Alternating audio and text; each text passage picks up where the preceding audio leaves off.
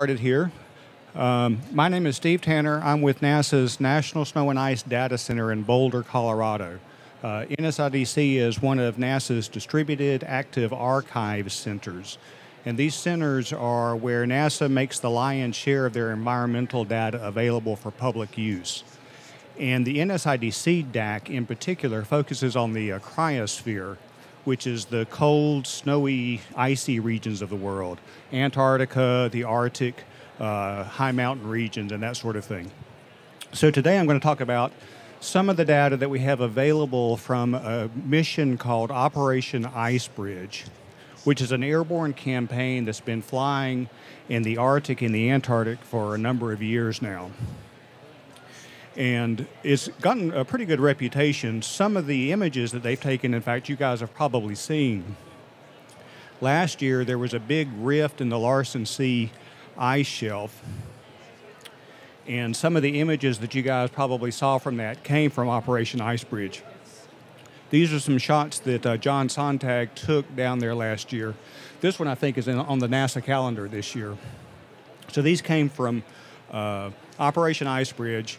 And then they were just down there a few weeks ago, and this is what that iceberg looks like now. This is the A68 iceberg. It's about the size of Delaware, I think, something like that. Is that right? So it's all well and good to take nice photos out the windows and stuff, but there's actually a lot of instruments on board the plane that do more than just take pictures. So the first instrument I want to talk about just takes pictures. And what it does is it's a camera that faces straight down underneath the airplane and takes thousands of overlapping images. And it's called the Digital Mapping System that Rose Dominguez and her team have pulled together. And these images are pretty useful and they're fun to browse through. So at NSIDC, we have a portal that you can come in and look at these images. So this is as you're moving the mouse up and down, in this case, Jakobshavn Glacier, you can see the images go back and forth, and you could make a movie out of them. In fact, you could do more than that. Because the images overlap, you can make a 3D model of what you're looking at. So this is from the visualization guys out of Goddard that were looking at a big rift in one of the ice sheets, and this is just an analysis of those visual images. Now, you can do more than that with them, too.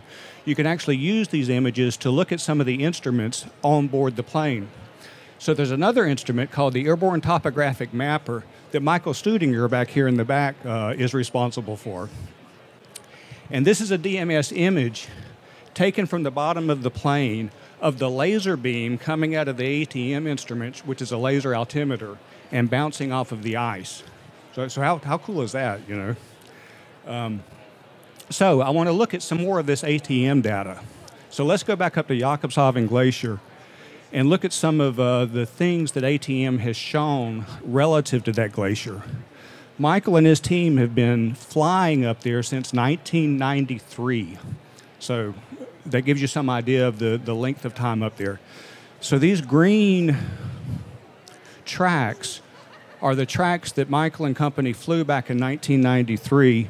And you can see some features that are coming out of the Jakobshavn Glacier. This is an iceberg that was calved off the front. And then here's the face of the glacier itself. This is where it existed back in 1993.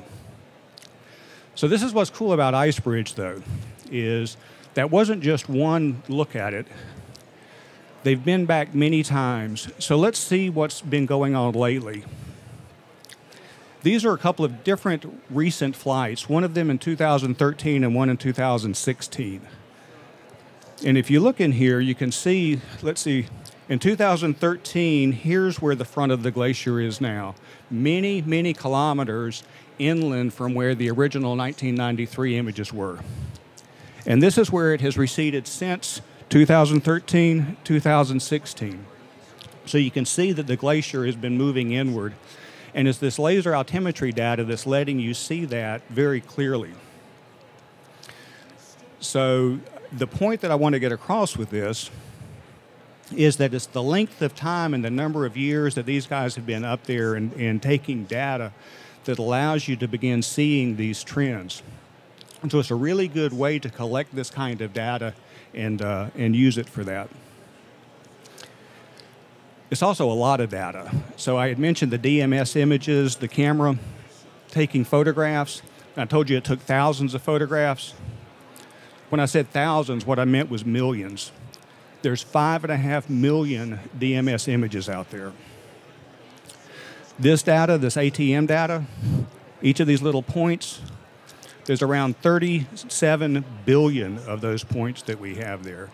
So there's a lot of data that you guys can come and get and use. And so I guess that's really the thing that I wanted to get across to you guys. Plus, I wanted to look way back at 1993 and see where that has moved from. And so with that, that's main points I wanted you guys to hear about. And come use the data. Come visit us at NSIDC. Thank you.